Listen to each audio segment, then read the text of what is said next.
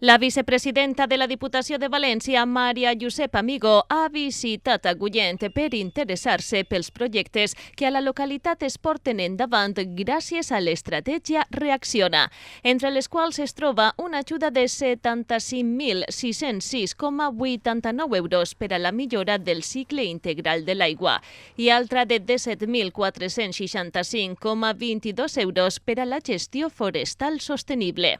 Les obres previstes en el cicle integral de l'aigua consisteixen en l'ampliació del clavegueram de l'Avinguda Vall d'Albaida per evitar inundacions en episodis de fortes pluges. Avui hem visitat Agullent i vist de les obres del Reacciona, estem ací, en aquest carrer on van a fer una de les inversions del cicle integral de l'aigua. Les línies del Reacciona que s'han ficat en marxa des de l'àrea de Medi Ambient de la Diputació de València pretén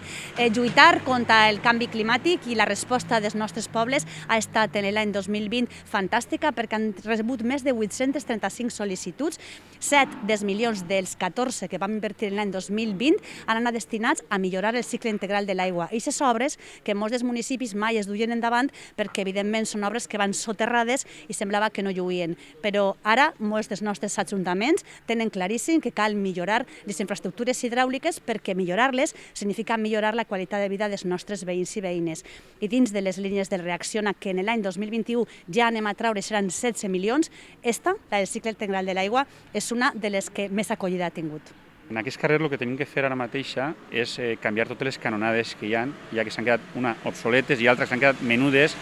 per a totes les avingudes d'aigua que hi ha del poble, perquè aquesta és la part més baixa, i teníem el problema de que moltes cases s'inundaven per culpa de que les canonades eren més estretes de lo normal. Una obra aixina d'aquestes consideració en aquests diners, l'Ajuntament, sobretot els ajuntaments menuts, ens costa moltíssim i gràcies al cicle de l'aigua i a aquestes, al Pla Reacciona,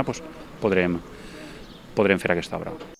La vicepresidenta, també acompanyada per l'alcalde i el diputat a les Corts, Jesús Pla, visitava també les obres del centre de dia de la localitat. Un projecte que és un exemple de col·laboració interadministrativa per a millorar la vida de les persones majors. Amb el govern del Botànic i el canvi de govern també en la Diputació de València vam encetar una línia de col·laboració a tres bandes, en aquest cas per a fer possible centres de dia i centres per a persones amb diversitat funcional, i en aquest cas vàrem invertir la Diputació 17 milions d'euros, els municipis posaven l'espai, o bé edificis per a rehabilitar o bé solars, la Diputació posava els diners i la Conselleria la gestió. Ara estan acabant-se moltes d'aquestes obres que se van començar la legislatura passada i avui a Agullent hem pogut visitar el centre de dia que tindrà una capacitat per a 25 persones, no sols veïns i veïnes del seu municipi, sinó de la comarca, perquè la idea era que la gent poguera quedar-se prop del seu territori. I nosaltres estem encantats de veure com de bé està quedant el centre de dia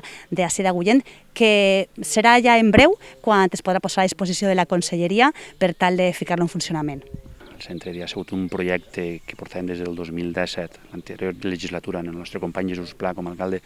ja vam començar, i aquest any ha sigut ja l'any que el tenim ja pràcticament que engestit i acabat. I sobretot 25 places que podrà accedir la gent del poble i no tindrà que desplaçar-se